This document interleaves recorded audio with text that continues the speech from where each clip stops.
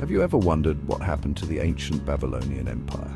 One of the most influential and powerful empires at the time. They controlled almost all the world and had kings who were powerful enough to have a den of lions, a fiery furnace, and Chaldeans and magicians who were responsible for orchestrating counsel for the king. Welcome to another exciting episode of The Secrets of Kings. In today's video, we're diving deep into the ancient kingdom of Babylon, one of the most iconic and mysterious civilizations in history. We'll uncover the exploits of one of its greatest rulers, King Nebuchadnezzar II, and reveal the secrets behind the might and power of Babylon. Stay tuned to learn about the city's legendary architecture, military conquests, and the extraordinary feats that continue to fascinate historians to this day. In the heart of ancient Mesopotamia, the kingdom of Babylon rose to prominence, located along the banks of the mighty Euphrates River. By the time King Nebuchadnezzar II ascended to the throne in 605 BCE, Babylon was already a city of immense power, but under his rule, it would achieve new heights. Nebuchadnezzar would become the king who transformed Babylon into one of the most formidable empires in history. Let's talk about Nebuchadnezzar's military prowess. He was a brilliant strategist, leading Babylonian forces in several key battles. His most notable conquest was the destruction of the kingdom of Judah in 586 BCE, which included the famous siege of Jerusalem. Nebuchadnezzar's forces not only destroyed the city, but also exiled thousands of Jews, marking the beginning of the Babylonian captivity, which profoundly influenced Jewish history. The Holy Book of Daniel started when some young boys from a royal background in Jerusalem were abducted after their country was taken. The story here is that the king of Jerusalem at the time was disobedient to divine counsel, which told him not to go to war with the Persians. Well, he did, and his kingdom was destroyed utterly and completely. One lesson is that a king must possess counsel that should not be compromised, and every powerful king must make informed decisions and judgments. Do not let your desire to always appear powerful and untouchable affect your ability to discern counsel. As we progress, you will see how much Nebuchadnezzar prioritized counsel and had a team of diviners and counselors, one of which was Daniel. King Nebuchadnezzar wasn't just a ruler, he was a military genius. One of his key strategies was superior siege warfare. His most famous conquest was the siege of Jerusalem in 587 BCE, where his forces used battering rams, siege towers, and blockades to bring the city to its knees. But he didn't just rely on brute force. Nebuchadnezzar was a master of psychological warfare. His reputation as an unstoppable conqueror spread fear across the region. Many cities surrendered without a fight, preferring peace over devastation. And let's not forget his diplomatic finesse. Nebuchadnezzar often negotiated alliances backed by the unspoken threat of his army. This combination of diplomacy and military might helped him expand Babylon's borders and control critical territories. Perhaps the most iconic aspect of Nebuchadnezzar's reign was his focus on monumental architecture. The Ishtar Gate, with its vivid blue bricks and intricate reliefs of lions and dragons, symbolized Babylon's power and divine favor. Among Nebuchadnezzar's most famous accomplishments is the creation of the Hanging Gardens of Babylon, one of the 7 wonders of the ancient world. But what exactly were these gardens? Was it truly a marvel of engineering or an imaginative myth?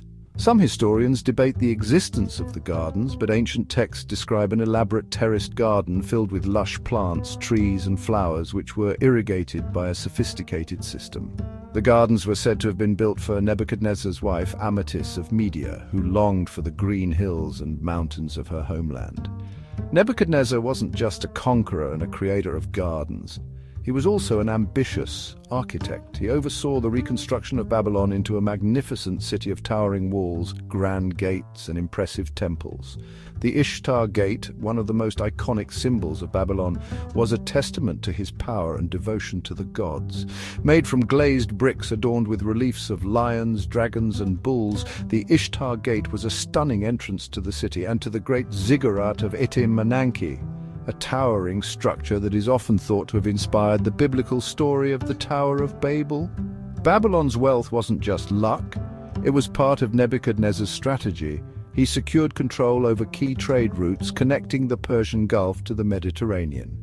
This transformed Babylon into a commercial hub where goods and ideas flowed freely. To support this, he invested in infrastructure development, building roads, bridges, and canals that facilitated trade and strengthened his empire's economy. He also revolutionized agriculture by improving irrigation systems. This made Babylon's lands fertile, ensuring food security for his people and a steady supply for his armies.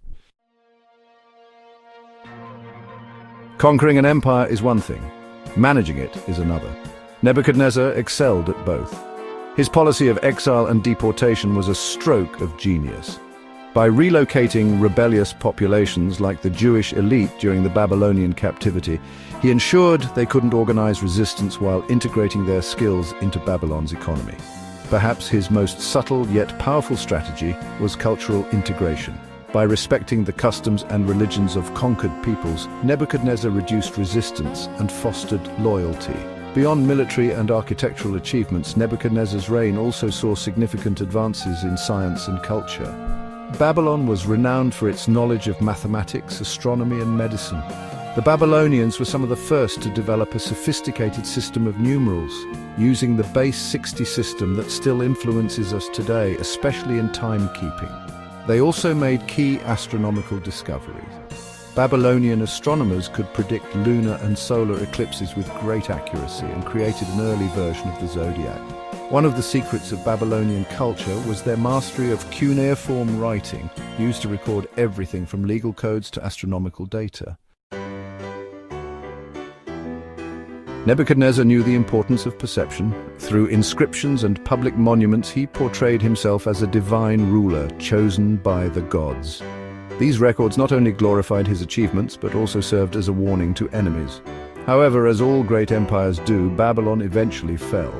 In 539 BCE, the Persian king Cyrus the Great conquered the city, marking the end of the Neo-Babylonian Empire. Nebuchadnezzar II, though, left a lasting legacy that continued to influence civilizations for centuries.